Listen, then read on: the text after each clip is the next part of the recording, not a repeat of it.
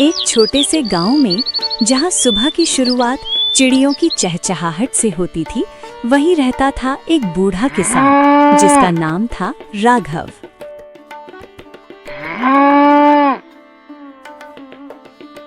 जो अपनी बढ़ती उम्र के बावजूद आज भी दिन रात मेहनत करके घर चलाते थे।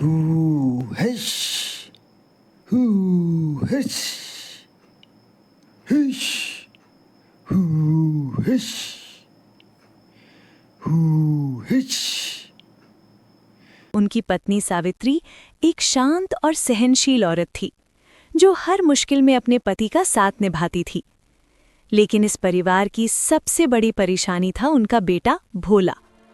भोला की उम्र लगभग 30 साल हो चुकी थी, पर ना उससे जिम्मेदारी का एहसास था, ना ही काम करने की कोई इच्छा। दिन भर घर में बैठा रहता और अपने बूढ़े माँ बाप की मेहनत पर जीता था। जहाँ एक तरफ बाप अपनी आखिरी सांसों तक मेहनत कर रहा था, वहीं दूसरी तरफ बेटा अपनी जिंदगी यूं ही बर्बाद कर रहा था।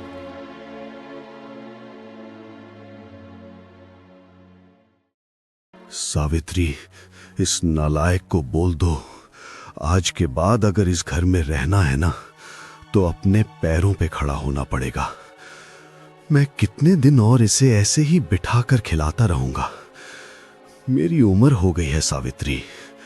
आजकल के लोग इस उम्र में आराम करते हैं, और एक मैं हूं जो अभी तक बोझ उठा रहा हूं। कौन से पाप किए थे मैंने जो ऐसा बेटा मिला जिसे बाप की मजबूरी भी नजर नहीं आती। क्या करें जी, किस्मत ने हमारे साथ यही खेल खेला है। आप ही कहीं उसके लिए काम ढूंढ दीजिए, शायद इस बार सुधर जाए। नहीं सावित्री, अब मुझसे नहीं होगा।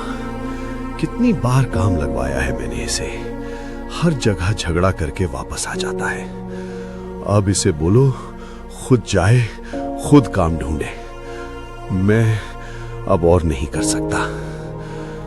इस उम्र में मुझे सहारा मिलना चाहिए था, पर मैं ही सहारा बनकर रह गया हूं। लोग हंसते हैं मुझ पर सावित्री कि इतना बड़ा बेटा घर पे बैठा है और बाप अभी भी मजदूरी कर रहा है।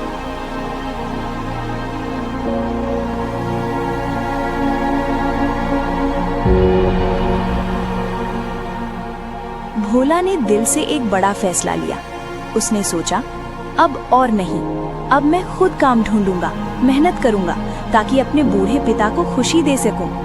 उसके अंदर पहली बार जिम्मेदारी का एहसास जग गया था। आलसी रहने वाला भोला अब बदल चुका था।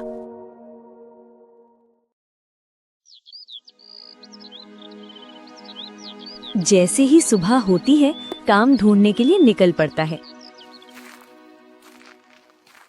सूरज की हल्की रोशनी जमीन पर पड़ रही होती है और ठंडी हवा उसके चेहरे को छू कर जाती है।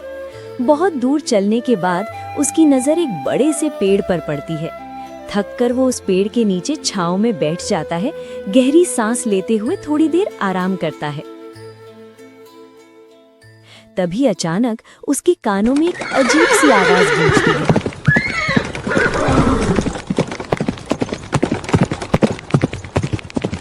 जैसे कोई घोड़े पर सवारी करके तेज रफ्तार से उसकी तरफ आ रहा हो। वो घबराकर इधर-उधर देखने लगता है, लेकिन आसपास कोई नजर नहीं आता। आवाज धीरे धीरे और करीब आती जा रही होती है। उसका दिल जोर जोर से धड़कने लगता है। कौन हो सकता है यहाँ इस सुनसान जगह पर? वो मन ही मन सोचता है। भोला चुप कर एक पेड़ के पीछे देखा।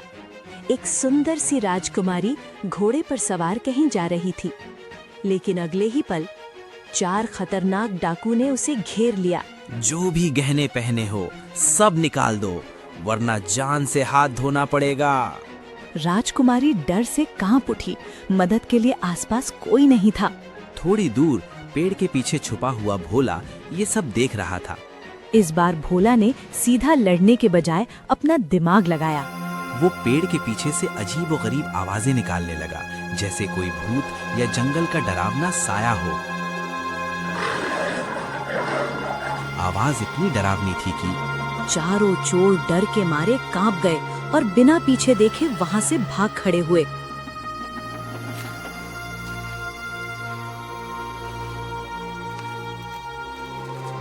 भोला धीरे से बाहर आया और राजकुमारी की तरफ बढ़ा।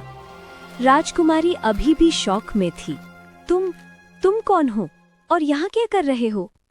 राजकुमारी ने जब भोला से पूछा, तुम कौन हो और यहाँ क्या कर रहे हो, तो भोला कुछ पल के लिए चुप हो गया।